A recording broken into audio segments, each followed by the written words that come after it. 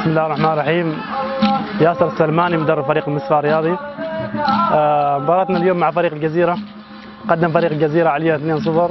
تقدمنا آخر دقائق نخلص فارق، نقلب نتيجة 2-1، وإن شاء الله الشوط الثاني نحاول نرجع في النتيجة ونتغلب على فريق الجزيرة. الفريق قادر، عنده إمكانيات إنه يقلب نتيجة، وإن شاء الله بنغير مجريات النتيجة وتكون لصالحنا. فريق المصفى عنده إمكانيات وعنده لاعبين مميزين بإمكانهم يغيروا النتيجة.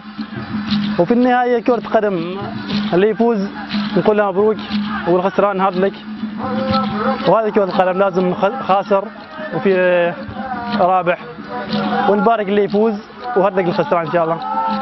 وشكرا، أحسن.